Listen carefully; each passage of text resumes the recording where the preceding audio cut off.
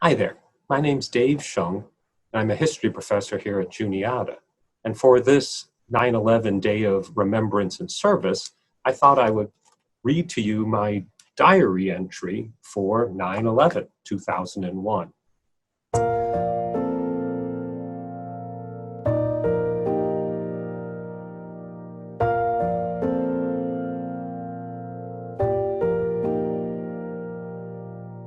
It was interesting to be abroad and to have a very clear American accent while abroad. Yeah. I remember a week or two later, I went to the local health food store to buy health food. I don't remember exactly what. And I was checking out, and the man at the checkout heard my voice and said, "Where are you from?" And I said, "I'm from New York." And he said, "I'm so sorry." And then I cried all the way home. So that sort of moment of compassion really struck me. I only have one good memory from that day, one strong memory from that day, which is standing in front of the TV with my oldest son, who was 2 at the time, and being so thankful that he was too young to ask what was going on. And I just remember that. And my first thought was, we're bound to go to war over this. And being worried about that, I think, was the other thing that really hit me on that day. So my memory of 9/11 was I was a dean of students at a small private school similar to Juniata in Baldwin City, Kansas. And we had gathered shortly after we had learned of the plane crashes. We had gathered as a senior team along with our emergency operations team to try to understand what was taking place. And I think the thing I remember most is that we immediately went to trying to understand which students had family members in that New York area and other places where the planes had crashed, and just tried to understand what the immediate impact on our community was. Little did we realize that coming after 9/11, that our world would change in innumerable ways. But my immediate remembrance of that morning was gathering to just try to unpack everything that had taken place and to mourn the lives that were lost, New York City, the Pentagon, and Shanksville, and other places. So that's what I remember most of that horrific day. So when I think back to 9/11 in 2001, I have some pretty vivid memories. It was morning, of course, and I was working at home that day. I had a 1-year-old asleep in his crib, had a 4-year-old at preschool, had a 6-year-old in the first grade, and I had a spouse who was in Washington, D.C. preparing for a day of lobbying and to testify on Capitol Hill. And I was listening to the radio, and I got word that the first tower had been hit. So I turned on the television and I watched the second tower get hit. And not long after, I realized that there was speculation that the planes were headed to DC, and I couldn't reach Kevin, my spouse.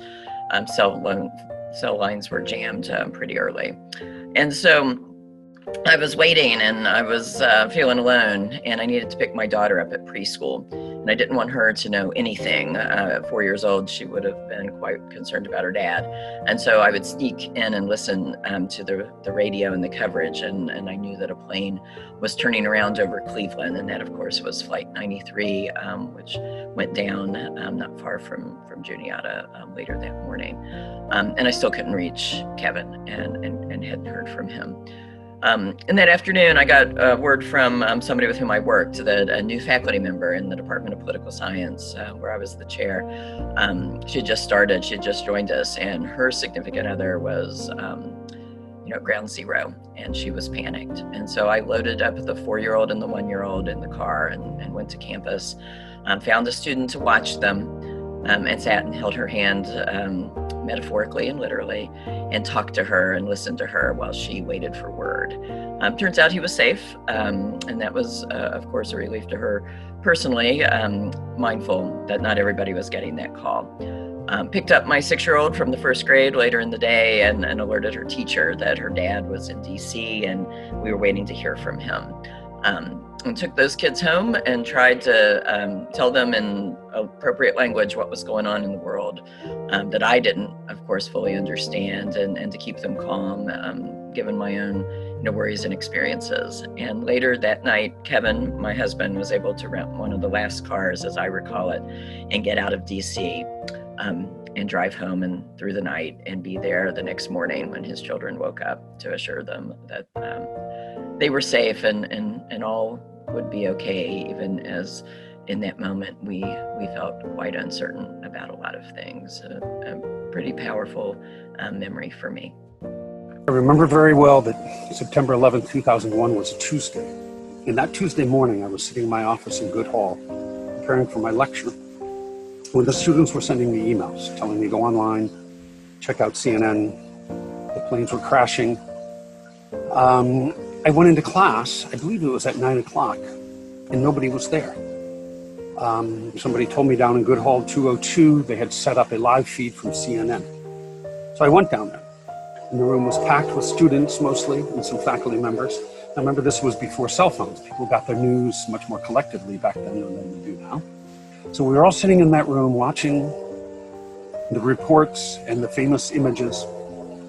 And something struck me was the reaction of the students. Now everybody was shocked. We were all upset. But the students seemed to be really devastated by this. And more than devastated, puzzled.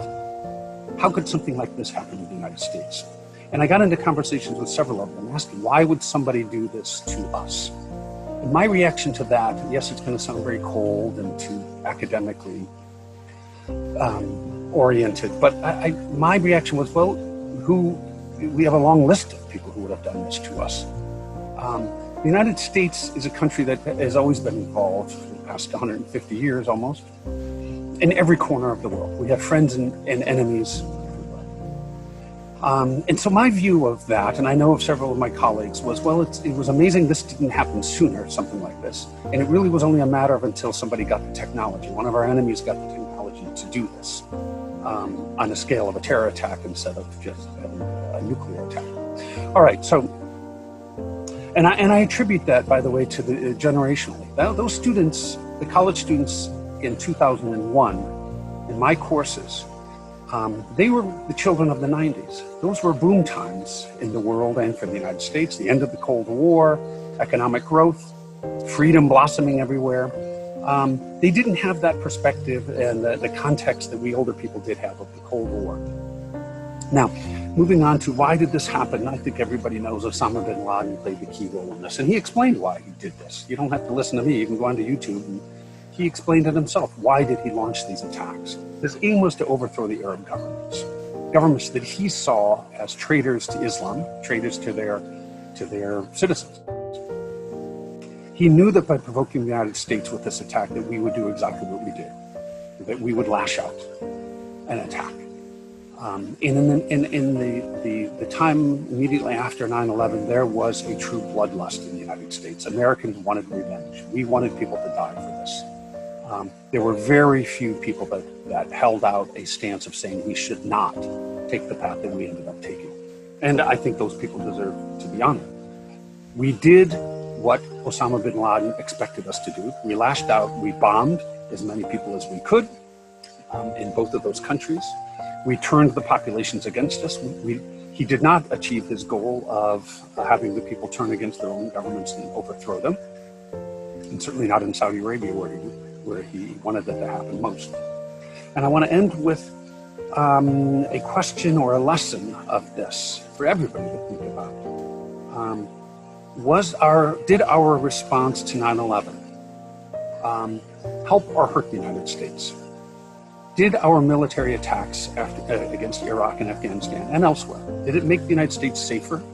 Did it make us freer? And I don't see how anybody could answer those questions positively. It did not make us freer in terms of our civil liberties, and it did not make us safer by any means. So I'm sorry to end on that note, but for me, that was the most important legacy of the 9/11 attacks. I'm Daniel Welliver, and I teach sociology here at Juniata. And on 9/11, I was in Western Pennsylvania, and I was leading a training session in a hotel there. At that time, I worked for the Pennsylvania Human Relations Commission. That's the agency in Pennsylvania that enforces our civil rights laws. We used to call ourselves the discrimination police for Pennsylvania. We wanted to train these victim assistance professionals to know what was unique about hate crimes so that they could perform their work really well. Well, in the midst of this training session, someone walked into the room and said a plane had hit one of the buildings at the World Trade Center. And we all thought, well, that's a terrible accident. And then, of course, it wasn't long before someone came in and said, I think the training needs to be suspended because a second plane has hit a second building. And so we all gathered around television sets, and then we saw what happened at the Pentagon in Washington, D.C. with that bombing. And we're watching the national coverage and silence in the room, and then suddenly the national coverage was interrupted by a local Pittsburgh station, and we thought, why are they interrupting national coverage of these national and international events with a local television station? Well, of course, the reason the local television station was breaking in is because they wanted to report that a plane had just gone down in Western Pennsylvania. And they named the name of the town that the plane was nearest to, called Schwenksville, Pennsylvania. We were 10 miles, and this hotel I was training in was 10 miles from Schwenksville. So these victim assistance professionals started moving into action mode because they thought they may need to establish some kind of a site near the crash to assist any families that would come to this site to learn something about their family member who had died or been the victim of this crash. Because in most situations when there's a plane crash, family members come to the place where it occurred. And these victim assistance professionals tried to get there and set up services for them and a kind of an information center for them and that sort of thing. So, of course, if you know anything about that day, suddenly all plane travel in the United States was shut down. So these professionals knew that families wouldn't, even if they wanted to, would not be able to get on a plane and come to the site in Western Pennsylvania where this crash had happened. So they all kind of relaxed a little bit in terms of their professional roles, and they started getting on their phones and calling family members that were in Washington, D.C. or New York, and just checking and making sure everyone in their family was accounted for and safe. So it was quite a day, and think about, and what I've often thought about, how oddly connected that day was for me. Here we are doing training with these professionals that respond to these kinds of incidents. We're doing training on hate crimes, and you could consider these bombings as the ultimate form of hate crime, in which you commit a crime based on the victim's identity. And that's in essence what happened that day. And the other thing you should know is that it changed my work for the next 2 or 3 years, because the other thing that started to happen after 9/11 was that people in Pennsylvania who were of the faith of Islam, Muslims, people who were from Arab American countries or had ancestry in, Arab countries or had ancestry in Arab countries, were being targeted with harassment and with hate crimes, assaults.